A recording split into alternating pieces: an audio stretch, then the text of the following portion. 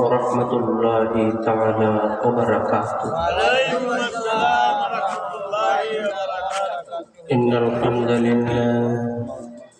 الحمد لله نحمده ونستعينه ونعوذ بالله من شرور أنفسنا ومن سيئات أعمالنا من يهده الله فلا مضل له ومن يضلله فلا هادي له ونشهد أن لا إله إلا الله وحده لا شريك له ونشهد أن سيدنا سندنا وحبيبنا وطبيبنا ومولانا محمدا عبده ورسوله الذي أرسله بالحق بشيرا ونذيرا وداعيا إلى الله بإذنه وسراجا منيرا أما بعد فأعوذ بالله من الشيطان الرجيم بسم الله الرحمن الرحيم إن الله وملائكته يصلون على النبي يا أيها الذين آمنوا صلوا عليه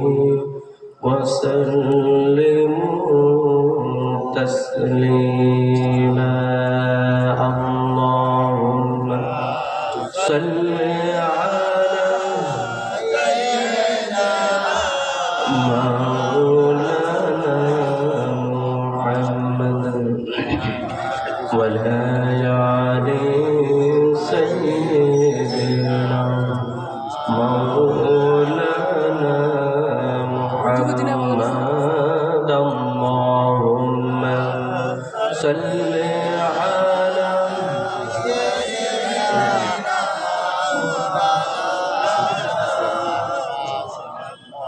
مولاي علي سيدنا مولانا محمد اللهم صل على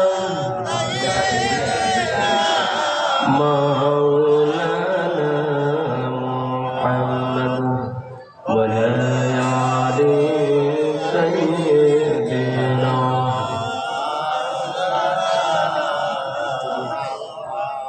بلغ العلا بكماله كشف الدجى بجماله حسنت جميع خصاله صلوا عليه وآله سلموا يا قوم بل صلوا على صدر الأمين مصطفى ما جاء إلا رحمة للعالمين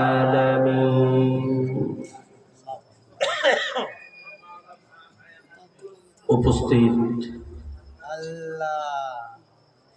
উত্তর গায়াসর দাখিল মাদ্রাসা ও মরহুম কলিমিয়ারারি জামে মসজিদ অত্র অঞ্চলের যুব সমাজের উদ্যোগে আয়োজিত আজকের এই ষষ্ঠ তাফসিরুল কোরআন মাহফিলের আগত মুসল্লিয়ান একরাম, মুরব্বিয়ানে আযম, দিনদার মুত্তাকি ইমানদারগণ, আজকের এই সুবিশাল তাফসিরুল কোরআন মাহফিলে প্রধান মেহমানের আসন অলঙ্কৃত করবেন উপমহাদেশের প্রখ্যাত আলেমে দ্বীন, চট্টগ্রাম আন্দরকিল্লা শাহী জামে মসজিদের সুযোগ্য সম্মানিত খতিব, আওলাদে রাসূল সাল্লাল্লাহু আলাইহি ওয়াসাল্লাম আল্লামা আলহাজ হযরত মাওলানা সৈয়দ মুহাম্মদ আনোয়ার হোসাইন তাহের জাবিরি আল মাদানী সাহেব। আজকের এই সুবিশাল তাফসিরুল কোরআন মাহফিলের যিনি সভাপতিত্ব করছেন উত্তর গাইয়াসর দাখিল মাদ্রাসার সুযোগ্য সম্মানিত সুনামধন্য সুফার হযরত মাওলানা শফিকুর রহমান সাহেব। আজকের এই সুবিশাল তাফসিরুল কোরআন মাহফিলে প্রধান আলোচক হিসেবে যিনি আলোচনা পেশ করবেন আমাদের সকলের সুপরিচিত জন, সুমধুর কণ্ঠের অধিকারী, বিষয়ভিত্তিক আলোচক, আমার প্রিয় উস্তাদ রায়পুর কামিল মাদ্রাসার সুযোগ্য সম্মানিত প্রধান মুহাদ্দিস হযরত মাওলানা নুমান সালেহী সাহেব। আলোচনা পেশ করবেন দেশ বরণ্য ওলামায়ে কেরাম। আলোচনা পেশ করেছেন ইতিপূর্বে অত্র অঞ্চলের কৃতি সন্তান, সকলের সুপরিচিত জন হযরত মাওলানা আব্দুস সালাম সাহেব সহ যারা শুনছেন প্রজ্ঞানীশীল মা এবং বোনেরা প্রত্যেকেই আন্তরিক সালাম গ্রহণ করুন। আসসালামু আলাইকুম ওয়া রাহমাতুল্লাহি তাআলা ওয়া বারাকাতুহু। আল্লাহ সুবহানাহু তাআলা দরবারে মস্তক অবনত করে লাখ কোটি শুকরিয়া জ্ঞাপন করছি যে মহামণি মেহেরবানি করে, দয়া করে, মায়া করে আজকে সলাতুল আসর থেকে শুরু করে মাগরিব, সলাতুল ইশা এখানে অনেকেই সম্পন্ন করেছেন। এর মধ্য দিয়ে দ্বীনি মজলিসে বসার সুযোগ আল্লাহ রাব্বুল আলামিন করে দিয়েছেন। এজন্য শুকরিয়া স্বরূপ বলি আলহামদুলিল্লাহ। অসংখ্য দুরূদ ও সালাম প্রেরণ করছি বিশ্ব মানবতার মুক্তির দিশারি সাইয়্যিদুল মুরসালিন শাফিউল মুযনিবিন রাহমাতুল লিল আলামিন বিশ্ব নবী হযরত মুহাম্মদুর রাসূলুল্লাহ সাল্লাল্লাহু আলাইহি ওয়াসাল্লামের প্রতি আমাদের প্রত্যেকের সুস্বাস্থ্য এবং দীর্ঘ নেক হায়াত আল্লাহ রাব্বুল আলামিনের কাছে কামনা করছি। আল্লাহ রাব্বুল আলামিন কবুল করুক, আমরা প্রত্যেকে বলি আমিন। সম্মানিত ইসলাম প্রিয় তৌহিদি জনতা, শান্তি প্রিয় এলাকাবাসী, আমরা মহান মনিবের দরবারে কায়েমনোবাক্যে দোয়া করি আজকের এই সুবিশাল তাফসিরুল কোরআন মাহফিলের প্রধান মেহমান সহ বিশেষ মেহমান বৃন্দ যথা সময়ের মধ্যে যেন আমাদের সম্মুখে তাশরিফ পেশ করতে পারেন, তাকরীর পেশ করতে পারেন এবং আল্লাহ রাব্বুল আলামিন ওনাদেরকে যেন সুস্থতার সহিত আলোচনা পেশ করার সুযোগ দেন। এই জন্য দোয়া করছি আল্লাহ রাব্বুল আলামিন কবুল করুক, আমরা প্রত্যেকে বলি আমিন। আমাদের এলাকার মুসল্লিয়ানে কেরাম, মুরব্বিয়ান যারা এখনো এদিক সেদিক রয়েছেন, আমি সবাইকে বিনীতভাবে অনুরোধ করব বিভিন্ন দূর দূরান্ত থেকে মেহমান বিন্দু আসবেন। আমরা এই এলাকার সবাই হলাম মেজবান, এসে যদি ময়দান খালি দেখে তাহলে শোভা পায় না। আমি আপনাদের প্রতি বিনীতভাবে অনুরোধ জানাচ্ছি, এখনো যারা বাড়িতে রয়েছেন, রাস্তাঘাটে রয়েছেন, দোকানের সামনে রয়েছেন, আর বিলম্ব না করে দ্রুত প্যান্ডেলে এসে আসন গ্রহণ করুন। আল্লাহ রাব্বুল আলামিন আমাদের প্রত্যেককে আজকের এই মাহফিল থেকে শিক্ষা অর্জন করে বাস্তবে আমল করার সেই তৌফিক দান করুক, আমরা প্রত্যেকে বলি আমিন। সম্মানিত মুসলিয়ান کرام, ইসলাম প্রিয় তৌহিদি জনতা, যেই স্টেজে যেই চেয়ারে বসে আমার উস্তাদ আলোচনা করবেন, উস্তাদ চলে এসেছেন। আমি অবশ্যই দীর্ঘ সময় নেব না, অল্প কয়েক মিনিট আমি আলোচনা করি, বিদায় নিব দোয়া চেয়ে, দোয়া নিয়ে। আল্লাহ রাব্বুল আলামিন এই অল্প কয়েক মিনিট মনোযোগ সহকারে আলোচনা করার এবং শোনার সেই তৌফিক আল্লাহ রাব্বুল আলামিন দান করুক, আমরা প্রত্যেকে বলি আমিন। মুআজ্জিজ হাজরিন, ইসলাম প্রিয় তৌহিদি জনতা, আমি অল্প কয়েক মিনিট যে আলোচনা করব ইসলামী শিক্ষার গুরুত্ব বা দ্বীনি শিক্ষার গুরুত্ব সম্পর্কে আলোচনা করব। আল্লাহ রাব্বুল আলামিন কবুল করুক, আমরা প্রত্যেকে বলি আমিন। একজন, আমার কথা তো বোঝা যায় নাকি? ভিতরে বোঝা যায়? আলহামদুলিল্লাহ। একজন পুরুষ এবং একজন মহিলা, একজন নারী যখন শরিয়া সম্মতভাবে নিকাহ বন্ধনে আবদ্ধ হয়ে দাম্পত্য জীবন শুরু করে, তখন থেকেই তিনি আল্লাহ রাব্বুল আলামিনের হুকুম, রসুলের তরিকা মোতাবেক বেশি বেশি চলার চেষ্টা করবেন। বিশেষ করে সন্তান যখন গর্ভে এসে যায়, ওই মায়ের উচিত সবচেয়ে বেশি কোরআন তেলাওয়াত করা, হাদিস অধ্যয়ন করা, ইসলামী সাহিত্য অধ্যয়ন করা, বিভিন্ন সাহাবীদের জীবনী তেলাওয়াত করা এবং গুণীজনের জীবনী তেলাওয়াত করা। তাহলে এই গর্ভে যেই সন্তান থাকবে, ওই সন্তানকে আল্লাহ রাব্বুল আলামিন জ্ঞানী বানিয়ে দিবেন। বড় পীর সাহেব আব্দুল কাদের জিলানী, কুতুবে রব্বানী, মাহবুবে সুবহানী, উনি মায়ের গর্ভ থেকে 18 পারা কোরআনুল কারীম মুখস্থ করে এসেছেন। কেননা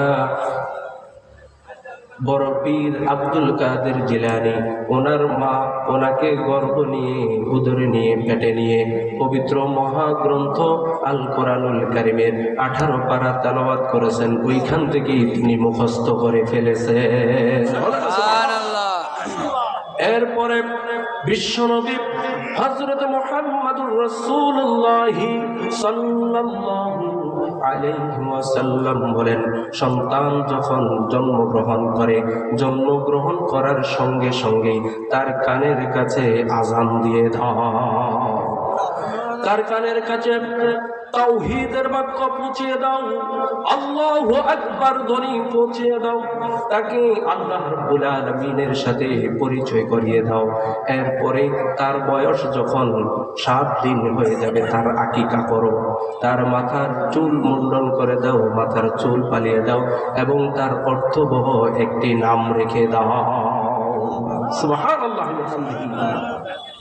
এরপরে তার বয়স যখন 1 বছর, 2 বছর, 3 বছর বাড়তে থাকে, সে যখন দুনিয়ার ভালো মন্দ আস্তে আস্তে বুঝতে শুরু করে, ছোট ছোট কথাগুলি বলতে পারে, ওই মুহূর্তে মা এবং বাবা এমন সুন্দর সুন্দর শব্দ ব্যবহার করবে, একজন আরেকজনের সাথে এমনভাবে কথা বলবে, কারণ সন্তান তাদেরকে অনুসরণ করে। এই বলা থেকে, এই শোনা থেকে সে আস্তে আস্তে শিখতে থাকে। কি বলেন, ঠিক কিনা? এই জন্য 3.5 বছর, 4 বছর, 5 বছর আস্তে আস্তে করে সন্তান যখন বড় হচ্ছে, সন্তানকে মক্তবে পাঠানো দরকার, মাদ্রাসায় পাঠানো দরকার। এই সন্তানকে দ্বীনি শিক্ষায় শিক্ষিত করার জন্য প্রাণপণে চেষ্টা করা দরকার। সন্তানের বয়স যখন 7 বছর হয়ে যায়, তখন তাকে নামাজের তাগিদ দেওয়া শুরু করব। 10 বছর যখন হয়ে যায়, নামাজের কথা বলবে, 1 দিন বলবে, 2 দিন বলবে, অভ্যস্ত করবে, বাবা সাথে করে মসজিদে নিয়ে যাবে, মা মেয়ে সন্তান হলে পাশে দাঁড় করিয়ে নামাজ শেখাবে, নামাজ পড়তে না চাইলে প্রয়োজনে প্রহার করবে, তারপরেও তাকে নামাজি বানাইতে হবে। সুবহানাল্লাহ। সম্মানিত ভাইরা, এই সন্তান যখন 7 বছর 8 বছর হয়ে যাবে, 10 বছর হয়ে যাবে, সন্তান যখন আস্তে আস্তে বড় হতে থাকবে, মা এবং বাবা খেয়াল রাখবে সন্তান আল্লাহ রাব্বুল আলামিনের হুকুম রাসূলের তরিকা মানতেছে কিনা। তাওহীদ, রিসালাত, আখিরাতের চিন্তা তার মধ্যে প্রবেশ করিয়ে দিতে হবে।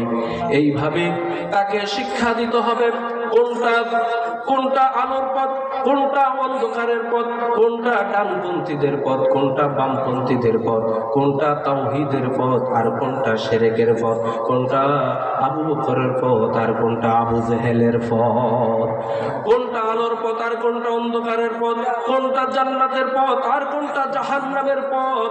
এই বিষয়গুলি মা এবং বাবা আস্তে আস্তে করে শিক্ষা দিবে এবং মুক্তবে শিখবে, মাদ্রাসায় শিখবে। সবচেয়ে মূল কথা হলো এই বিষয়গুলি যদি সে না শিখে তাহলে সে আমল করতে পারবে না। এই জন্য আল্লাহ রাব্বুল আলামিনের হুকুম, রাসূল আকরাম সাল্লাল্লাহু আলাইহি ওয়াসাল্লামের তরিকা মোতাবেক চলার জন্য, আল্লাহ রাব্বুল আলামিনের জাহান্নাম থেকে বাঁচার জন্য, জান্নাতের বাসিন্দা হওয়ার জন্য তাকে সর্বপ্রথম যে কাজটি করতে হবে সেটাই হলো জ্ঞান অর্জন করা। সে যদি জ্ঞান অর্জন করে, সে যদি বুঝে, তাহলে সে আমল করতে পারবে। আর যদি সে জ্ঞান অর্জন না করে, না পড়ে, না বুঝে, তাহলে সে আমল করতে পারবে না।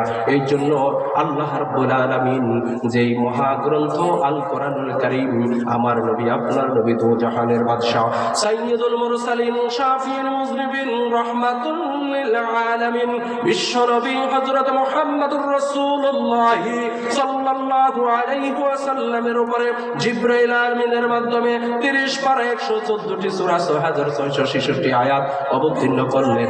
এর মধ্যে সর্বপ্রথম যে বাক্যটা ছিল, যে নির্দেশনাটা ছিল, যে আয়াতটা ছিল, সেটাই ছিল জ্ঞান সম্পর্কে।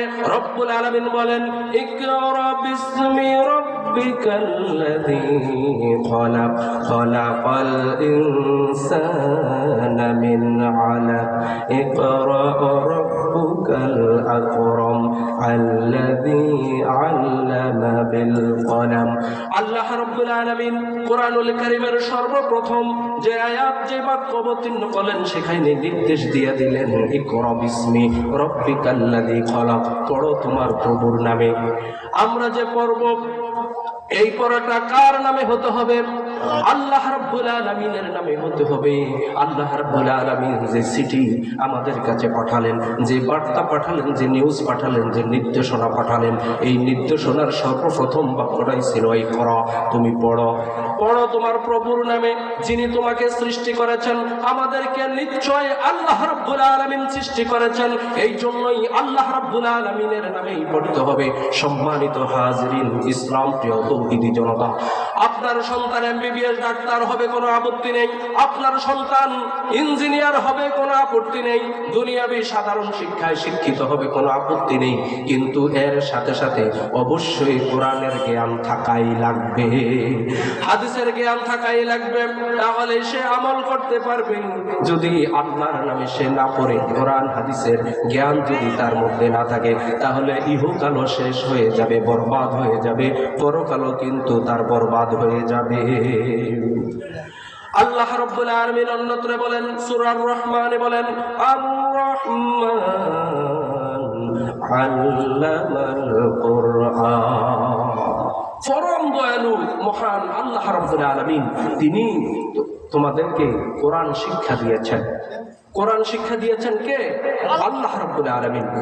আমার নবী আপনার নবী দু জাহানের বাদশা সাইয়্যিদুল মুরসালিন শাফিউল মুযনিবিন রাহমাতুল লিল আলামিন, তিনিও জ্ঞান শিক্ষার ব্যাপারে গুরুত্ব দিয়ে বলেছেন, তলাবুল ইলমি ফারিদাতুন আলা কুল্লি মুসলিম ওয়া মুসলিমা। দ্বীনি ইলম শিক্ষা করা প্রত্যেক নারী এবং পুরুষের জন্য ফরজ। আল্লাহ রাসূল সাল্লাল্লাহু আলাইহি ওয়াসাল্লামের পক্ষ থেকে যেই নির্দেশনা, যেই বাক্য, সেটা হচ্ছিল তলাবুল ইলমি ফরিদাতুন আলা কুল্লি মুসলিমিন ওয়া মুসলিমা। দ্বীনি ইলম শিক্ষা করা প্রত্যেক নারী এবং পুরুষের জন্য ফরজ। শুধু ছেলেরা, শুধু পুরুষেরাই কোরআন পড়বে, হাদিস পড়বে, আলেম হবে, ইমামতি করবে, চাকরি বাকরি করবে, ওয়াজ করবে, বক্তা হবে। এর পাশাপাশি মেয়ে যারা রয়েছে তারাও তো তার নিজের আমলের জন্য শিখতে হবে। নিজে রোজা রাখবে, রোজার নিয়ম কানুন সে জানতে হবে। নিজে নামাজ পড়বে, নামাজের মাসলা মাসাইল সম্পর্কে তার জানতে হবে। নামাজ ভঙ্গের কারণ 19টি, এর মধ্যে সর্বপ্রথম যেটা, সেটাই হলো নামাজে অশুদ্ধ করা। তাহলে অবশ্যই তাকে বিশুদ্ধভাবে কোরআন তেলাওয়াত শিখতে হবে। কি বলেন, ঠিক কিনা?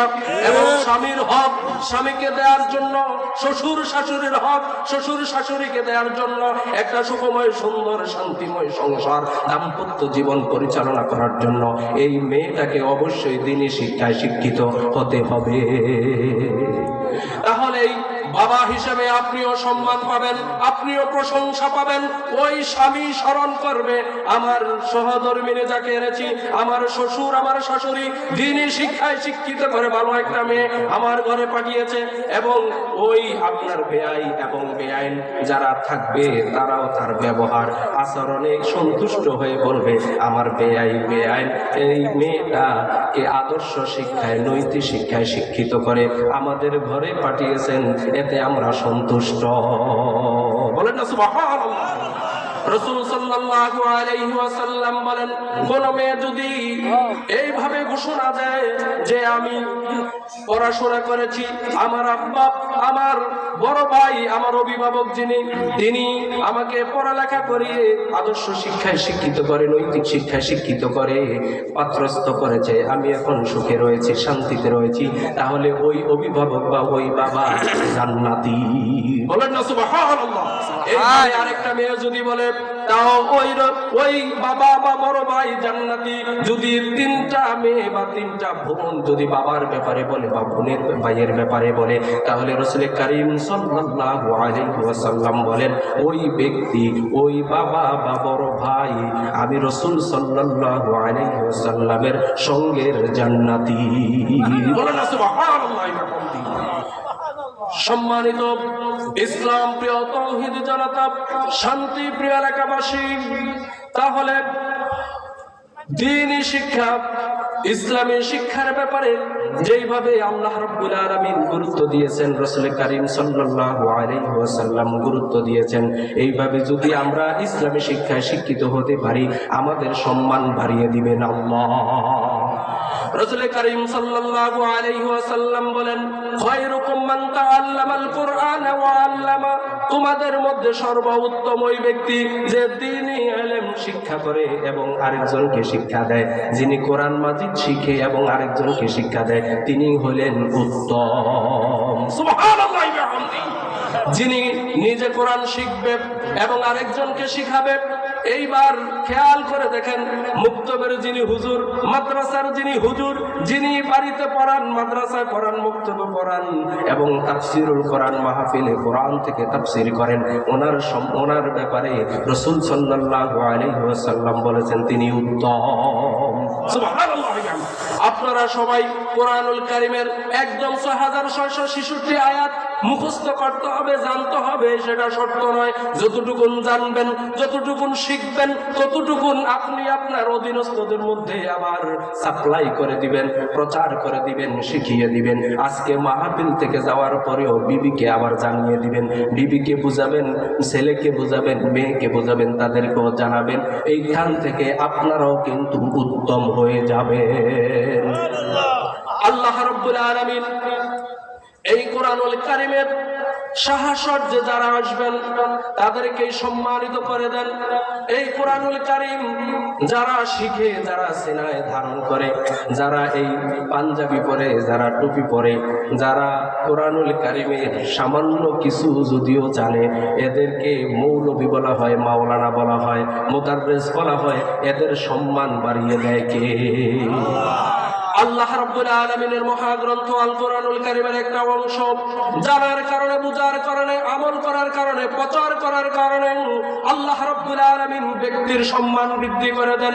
আমার মতন এরকম মানুষ, আমার মতন এরকম ছেলে কতই রয়েছে, কিন্তু প্রত্যেকের সম্মান কিন্তু এক না। আমি মোটামুটি যতটুকুন শিখেছি ততটুকুন শিখার কারণে আজকে আমাকে আল্লাহ রাব্বুল আলামিন এতটুকুন সম্মান দিয়েছেন। কি বলেন, ঠিক কিনা? কোরআনুল কারীমের সাহচর্যে যেমন একটা সাধারণ কাপড় এইভাবে থাকলে, স্বাভাবিকভাবে থাকলে এখানে সেখানে পরে থাকে, কেউ কোনো নজর দেয় না, সম্মান দেয় না। একটা কাপড়কে সিলিয়ে যখন যুদ্ধদানের রূপে রূপান্তরিত করা হয়, আপনি আমি যখন যেখানেই দেখি ওইখান থেকে হাতে তুলে নেই, বুকে জড়িয়ে নেই, সুম্মা খাইতে লাগি, কেননা এটা কোরআন শরীফের একটা যুদ্ধদান এখানে নিচে পড়ে আছে। কোরআনুল কারীমের জড়িয়ে থাকা একটা যুদ্ধদান, এটা এমন একটা রূপ দেখে এই কাপড়টাকেও আপনি সম্মান করেন, আপনি ইজ্জত করেন। অন্য একটা কাপড় পাশে পরে থাকলে সেটার দিকে আপনি নজর দেন না। কি বলেন, ঠিক কিনা? তাহলে এই কাপড়টার সম্মান কোরআনের কারণেই বৃদ্ধি পেয়েছে। সাধারণ একটা কাঠ কোথাও পরে থাকলে মানুষ হাতেও ধরে না, পারে না, পা দিয়ে লাঠি দিয়ে এক সাইডে রেখে দেয়, কেউ যদি আবার উষ্ঠা খায়া পড়ে।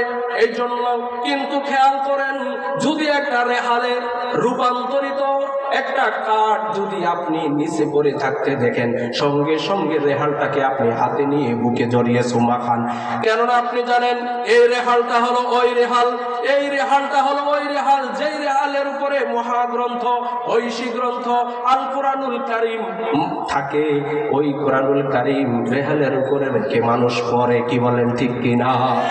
তাহলে একটা স্বাভাবিক কাপড়ের সম্মান কোরআনের কারণে বৃদ্ধি পেয়ে গেল, একটা কাঠের সম্মান কোরআনুল কারীমের কারণে বৃদ্ধি হয়ে গেল। একজন মানুষ কোরআনুল কারীমকে ধারণ করার কারণে, বহন করার কারণে, শিখার কারণে এইভাবে তার সম্মান বৃদ্ধি হয়ে গেল। 1 লক্ষ বা 2 লক্ষ 24,000 পয়গম্বর পৃথিবীতে এসেছেন।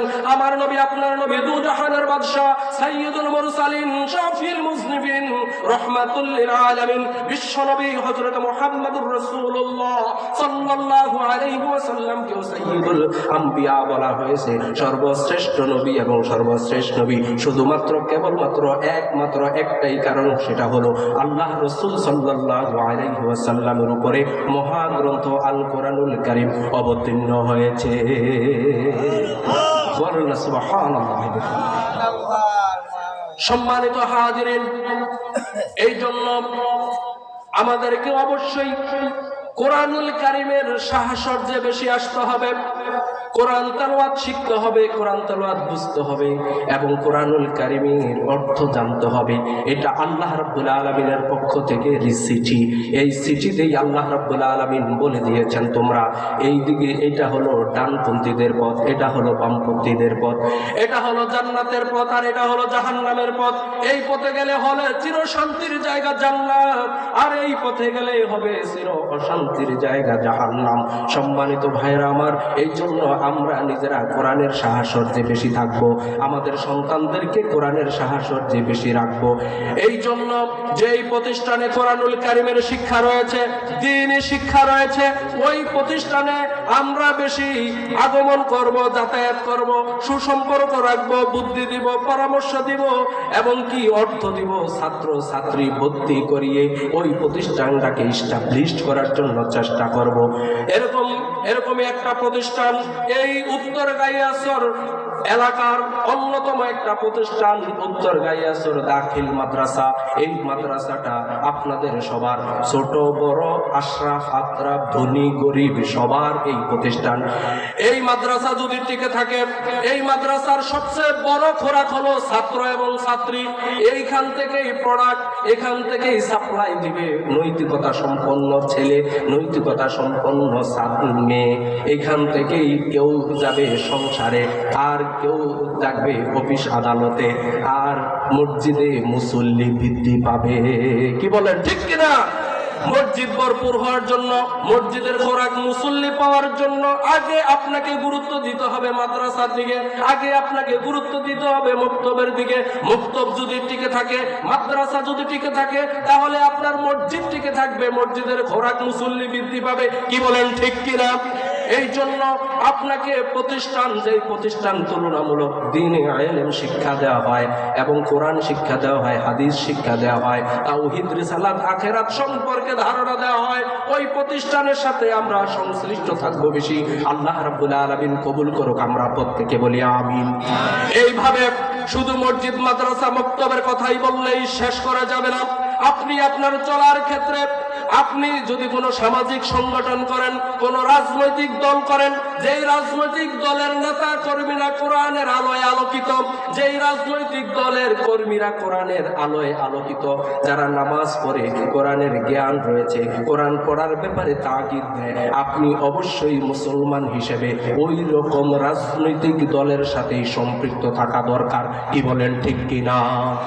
এই রাজনৈতিক দল যেটাই হোক, যেই দলেই হোক না কেন, বাংলাদেশে গণতান্ত্রিক রাষ্ট্র, যে কোনো কেউ রাজনৈতিক দল গঠন করতে পারে, পুরনো হোক, নতুন হোক, ছোট হোক, বড় হোক। আপনি যদি চান একটা রাজনৈতিক দল গঠন করবেন, আপনি হলেন মহাসচিব, আর আপনার পরবর্তী ধাপ হইল আপনার ওয়াইফ, আপনার ছেলে হইল সদস্য, মেয়ে হইল সদস্য, আপনিও একটা রাজনৈতিক দল গঠন করতে পারবেন। এবং রাজনৈতিক দল গঠন করুন যে রাজনৈতিক দলের নেতা কর্মীদের জ্ঞানে এবং জেহেনে কোরআনের আলো রয়েছে। আপনি যদি গঠন নাও করেন, যে দলগুলি রয়েছে, এইখান থেকে ওই নেতা কর্মীরা যেন কোরআনের সাহচর্যে বেশি থাকে। যদি ইতিপূর্বে নাও থাকে, এখন থেকে শুরু করুক, সেখানেও আপনি যাইবেন। আমার বুঝানোর চেষ্টা আমি করেছি, সামাজিক সংগঠন হোক, রাজনৈতিক সংগঠন হোক, যেখানে কোরআনুল কারীম রয়েছে, কোরআনের জ্ঞান রয়েছে, কোরআনের ব্যাপারে তাগিদ রয়েছে, আল্লাহর হুকুম রাসূলের তরিকা মোতাবেক চলার জন্য নির্দেশনা রয়েছে, খোঁজখবর রয়েছে, সেখানে আপনি সম্পৃক্ত হবেন। আল্লাহ রাব্বুল আলামিন সেই তৌফিক দান করুক, আমরা প্রত্যেকে বলি আমিন। সম্মানিত উপস্থিতি, আপনি যতটুকুন শিখেছেন আপনার সন্তানকে ততটুকুন শিখানোর ব্যবস্থা করেন, এর চেয়ে বেশি শিখানোর ব্যবস্থা করেন। তাহলে আপনি মৃত্যুর পরে আপনার জানাজার ইমামতি করবেন। আপনার সন্তান যখন জানাজার ইমামতি করবে, দোয়া করবে, কবরের কাছে গিয়ে দোয়া করবে, রব্বির হামহুমা কামা রাব্বায়ানি সগীরা বলে দোয়া করবে।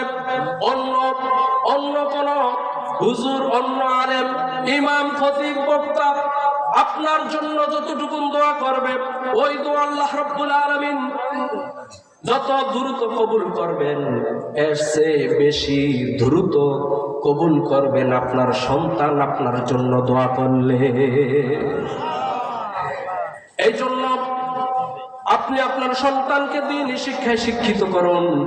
তাহলে এই সন্তান দাওয়াত দিয়ে, টাকা দিয়ে, মহব্বত করে, সময় নিয়ে আরেকজন আলেমকে আনতে হবে না, ওনারেও আনবে, মহব্বত করবে, ভালোবাসবে, খাওয়াইবে, ভালোবাসা রাখবে, বাবার জন্য দোয়া করবে, মাঝে মধ্যে দোয়ার আয়োজন করবে, খাওয়ার আয়োজন করবে, সেখানে নিষেধ নাই, দোষের কিছু নাই।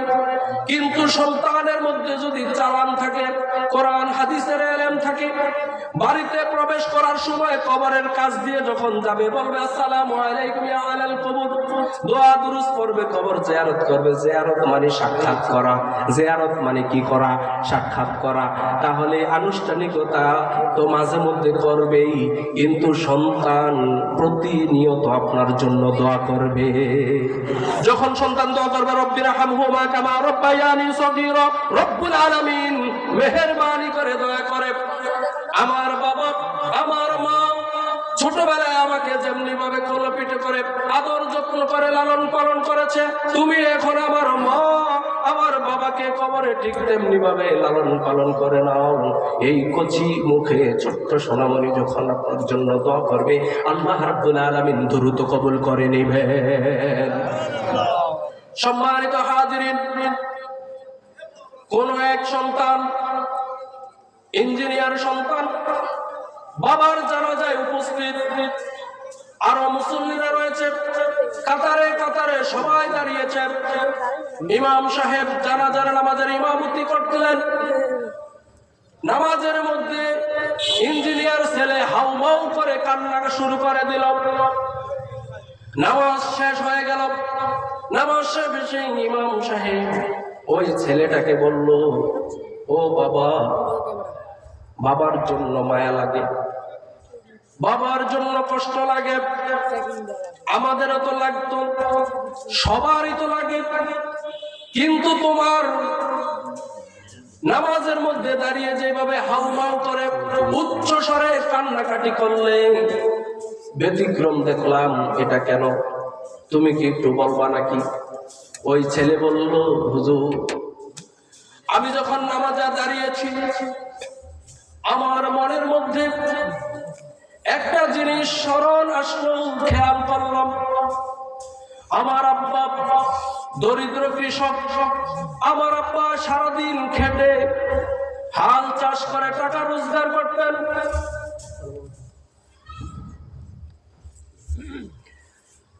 এই টাকা খরচ করে আমাকে পড়াশোনা করিয়েছে, লক্ষ লক্ষ টাকা আমার পিছনে ব্যয় করেছে, আমি এখন ইঞ্জিনিয়ার হয়েছি, আমি এখন মোটা অঙ্কের টাকা বেতন পাই, আমার এখন বাড়ি হবে, আমার এখন গাড়ি হবে, কিছু হয়েছে বাকিটা হবে, বাবা আমার জন্য এতদিন কষ্ট করেছে কিন্তু সুখের ভাগিদার হতে পারে নাই।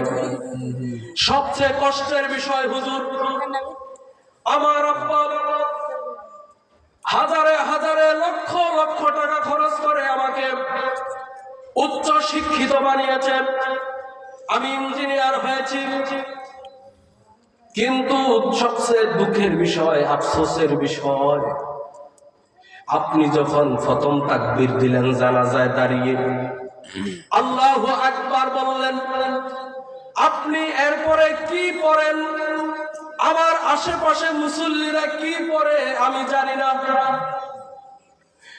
দ্বিতীয়বার যখন আপনি আল্লাহু আকবার বলে তাকবীর দিলেন, আপনি কি পড়েন, আপনার আশেপাশে আমার আশেপাশে মুসল্লিরা আমার আব্বার উদ্দেশ্যে কি পড়ে আমি জানি না।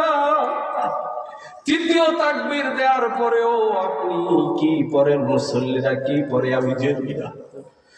এই কথাটাই আমার মনে পড়ল, আমার আব্বা লক্ষ হাজার টাকা আমার পিছনে খরচ করলেন, আমি ইঞ্জিনিয়ার হলাম, অনেক টাকার মালিক হলাম, কিন্তু শেষ বিদায়ের সময় আমি আব্বার জন্য দোয়া করব, সেই দোয়াটাই আমি জানি না। আমি এখন আমার ভিতরে অনুভূতি তৈরি হয়েছে, লক্ষ লক্ষ টাকা খরচ করে আমার বাবা আমাকে ইঞ্জিনিয়ার বানিয়েছে, দুনিয়ার শিক্ষায় শিক্ষিত করেছে, জেনারেল শিক্ষায় শিক্ষিত করেছে, আমি বাবার জন্য তো কিছুই দিতে পারলাম না। গাড়ি বাড়ির সুখ শান্তি তিনি উপভোগ করতে পারলেন না, শেষ সময় জানাজায় দাঁড়িয়ে দোয়া পর্যন্ত করতে পারলাম না।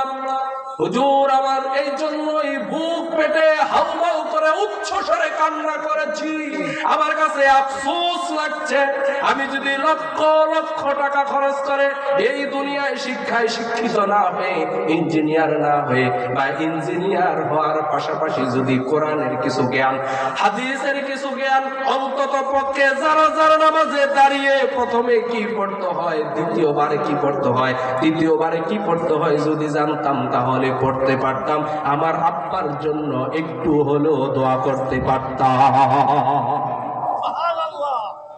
সম্মানিত ভাইয়েরা আমার, আমরা নিজেরা কোরআনের আলোকে আলোকিত হব, আমাদের সন্তানদেরকে কোরআনের আলোকে আলোকিত করব, নিজেরা আলোকিত হয় এই সমাজকে আলোকিত করব, রাষ্ট্রকে আলোকিত করব, একটি ইসলামী সমাজ বিনির্মাণে, একটি কল্যাণমূলক রাষ্ট্র গঠনে, একটি ন্যায় ইনসাফ ভিত্তিক রাষ্ট্র গঠনে, সাদাবাজ মুক্ত, লুটতরাজ মুক্ত, দখলবাজ মুক্ত একটা সুন্দর সোনালী যুগ যেন আমরা আবার উপহার পাই, এমন একটি সমাজ, এমন একটি রাষ্ট্র গঠনে আমরা প্রত্যেকেই কোরআন হাদিসের সাহায্য হয়ে হাতে হাত রেখে কাঁধে কাঁধ রেখে যেন আমরা কাজ করতে পারি, সেই তৌফিক আল্লাহ রাব্বুল আলামিন আমাদের প্রত্যেককে দান করুক। আমরা প্রত্যেকে বলি আমিন। সবাইকে ধন্যবাদ, মোবারকবাদ জানিয়ে সবার কাছে দোয়া চেয়ে, বিশেষ করে আমার উস্তাদ হযরতুল আল্লাম হযরত মাওলানা